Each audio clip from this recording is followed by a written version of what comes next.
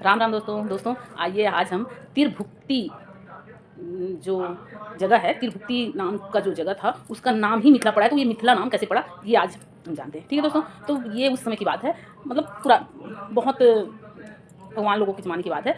उस समय में एक वहाँ राजा हुआ करते थे, निमी नाम के राजा हुआ करते थे। और वो निमी राजा एक बार जब उनका अधेड़ उम्र हो गया तो ऋषि वशिष्ठ से बोले कि हे ऋषि, मैं कोई यज्ञ करवाना चाहता हूँ, आप उसका मतलब पुरोहित बनिए और आप ये यज्ञ करवा दीजिए। तो ऋषि वशिष्ठ ने बोले कि अभी मेरे पास टाइम नहीं है, सही समय आने पर मैं आपका यज्ञ करवा दूंगा। और आपको इतनी जल्दी क्या है भाई यज्ञ की? तो उन्होंने कहा कि मेरा आधा उम्र बीत चुका है और इस शरीर का क्या भरोसा कब क्या हो जाए, इसलिए मैं ये जल्द से जल्द करवाना चाहता हूँ।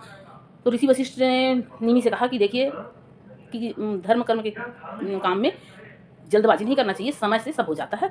ये बात कह के और ऋषि वशिष्ठ चुप हो गए और निमि बाहर निकले और उसके बाद उनको लगा कि ऋषि तो कोई सही मतलब मेरे लिए जवाब नहीं दिए। तो उन्होंने गए और वो जाके किसी दूसरे ऋषि से यज्ञ शुरू करा दिए। अब ये बात ऋषि वशिष्ठ को पता चला तो ऋषि वशिष्ठ वहाँ गए और उन्होंने उनको श्राप दे दिया कि पहले तो बोला कि भाई मैं आपको बोला था कि मैं करा दूंगा, तो आपको इतनी जल्दी क्या थी? तो उन्होंने कहा कि भाई मेरे को अपने शरीर पे भरोसा नहीं था, मेरे शरीर का मैं आधा उम्र जी चुका हूँ, मेरे शरीर को कुछ हो जाएगा तो मैं यज्ञ नहीं करा पाऊंगा, इसलिए मैं करा लिया। तो गुस्से में आके ऋषि वशिष्ठ जो है वो राजा निमि को श्राप दे दिए, जाओ तुम्हारा शरीर नष्ट हो जाए। अब राजा निमि गए। अब इसके बाद तो भाई अब सब देवी देवताओं को और सब ऋषि मुनियों को बड़ा बुरा लगा कि ये ठीक नहीं हुआ, क्योंकि उनके तो कोई पुत्र भी नहीं है और राजा का ऐसा हो गया, अब क्या होगा? तो फिर ऐसा किया गया कि उनके शरीर से कुछ कुछ हिस्सा निकाल के और उसको सजो के रखा गया, जैसे आजकल ट्यूब क्या बेबी ट्यूब बेबी करते हैं ना, उस टाइप का एक उसमें संजो के रखा गया 9 महीने तक के किसी पात्र में। और उसमें से कुछ कुछ अंश निकाल के और वो 9 महीने बाद वो एक बालक का रूप लिया और उस बालक का नाम पड़ा मिथि, उस बालक का नाम रखा गया मिथि। वो बालक जो है वो मिथिला राज्य का स्थापना किया, मतलब उस बालक के नाम से ही वो मिथि से मिथिला हुआ।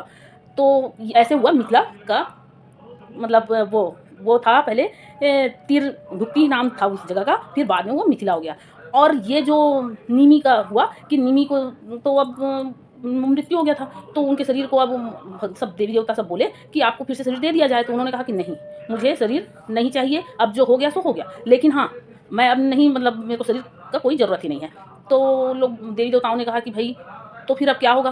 तो उन्होंने कहा कि देखिए मेरी, अगर आप लोग मेरे पर प्रसन्न हैं या मेरे लिए कुछ करना चाहते हैं तो मेरे बस इतना ही कीजिए कि आप लोग मेरे को ऐसा वो दीजिए कि मतलब यहाँ मेरे यहाँ मतलब मिथिला में माँ भगवती पैदा हो, ताकि जिनके मतलब गुरु वशिष्ठ इक्ष्वाकु वंश के गुरु होने का घमंड है ऋषि वशिष्ठ को।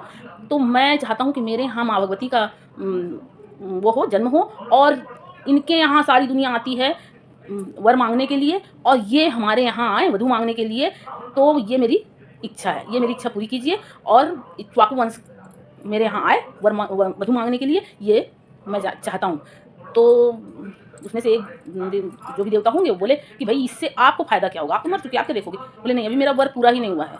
मेरा वर ऐसा है कि माँ भगवती तो मेरे यहाँ पैदा हो, लेकिन मैं जब वो पैदा हूँ तब हर इंसान के पलक के ऊपर मैं वास करूँ, और मैं पलक के ऊपर होऊंगा तो मैं तो देखूंगा ही ना।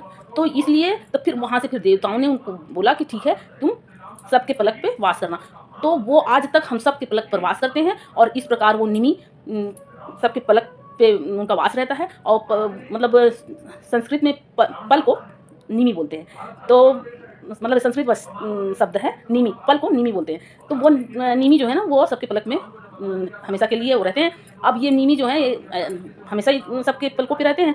तो जब श्री रामचंद्र जी माता सीता को अशोक वहाँ मिथिला में उस वाटिका में देखे, तो जब दोनों ने एक दूसरे को देखा तो दोनों का पलक नहीं झपका। तो इसका कारण भी यही है कि ये निमि जो हैं वो माता सीता के परदादा थे। तो अब उन्होंने देखा कि भाई मेरी पड़पोती अपने प्रिय को देख रही है, देखना चाह रही है, मिलना चाह रही है, तो वो दोनों के पलक से हट गए, इसलिए उन दोनों का पलक ही नहीं झपका और दोनों एक दूसरे को टकटकी लगा के देखते रह गए। तो ये था वो मिथिला नाम पढ़ने का, कि मतलब मिथिला नाम कैसे पड़ा।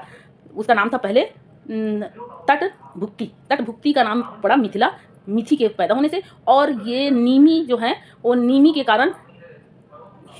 कारण बने मिथिला का, मतलब मिथिला का सृजन का, मिथिला नाम पढ़ने का। ठीक है दोस्तों, तो ये जानकारी मेरे को मिला, तो मैं आप लोगों को भी दी। ये जानकारी आप लोगों को कैसी लगी? आप लोग प्लीज़ इसको कमेंट करके ज़रूर बताइएगा। और आप लोग कमेंट करिएगा तो मेरे को भी लगेगा कि मैं और भी जानकारी आप लोग को दूँ, और ऐसी-ऐसी जानकारी मैं ढूँढती रहूँगी, आप लोग को देती रहूँगी, लेकिन उसके लिए आप लोगों को कमेंट ज़रूर करना पड़ेगा। और आप लोग मेरे इस वीडियो को लाइक कीजिए, और अगर आप लोग नए हैं तो मेरे चैनल को सब्सक्राइब कीजिए। ठीक है दोस्तों, राम राम दोस्तों।